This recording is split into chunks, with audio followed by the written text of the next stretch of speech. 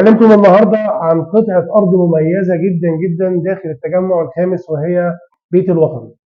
بيت الوطن هي من أميز اللوكيشنز اللي ممكن نلاقيها حاليا في منطقة التجمع الخامس، وده لأن هي قطعة مميزة جدا جدا بوجودها على طريق السويس مباشرة، وقربها شديد جدا من منطقة العاصمة الإدارية الجديدة. بيميز اللوكيشن دوت إن في شركات قوية جدا جدا قدرت إنها تخش تستثمر داخل المكان دوت، زي كومباوند المراسم، زي بالم هيلز، زي ماونتن فيو. ده بالإضافة إن موجود فيها شارع قوي جدا، شارع النوادي. شارع النوادي من الشوارع الحيويه جدا، ودوت لانه هو موجود فيه النادي الاهلي، بالاضافه لنادي الجزيره، وبالاضافه انه يكون متوفر فيه كمان كومباوند المراسم. فهو شارع استثماري وسكني قوي جدا جدا. نقدر ان احنا لو بنفكر في فكره استثماريه، حابين ان احنا نشتري حاجه على سبيل الاستثمار، نقدر ان احنا ناخد في شارع النوادي. لو حابين ان احنا نسكن في مكان هادي ويكون مميز جدا، نقدر ان احنا ناخد الفيو بتاعنا يكون كومباوند، زي المنطقه اللي هي بتبص على بالم هيلز ومنطقه ماونتن فيو.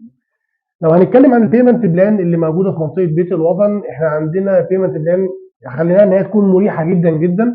نقدر ان احنا نقسط على 6 سنين، ونقدر ان احنا ندفع مقدمات بتبدا معانا من اول 600,000 جنيه. استني ايه، سجل دلوقتي معانا، ودي افضل فرصه للسكن والاستثمار. هتكون معانا ان شاء الله.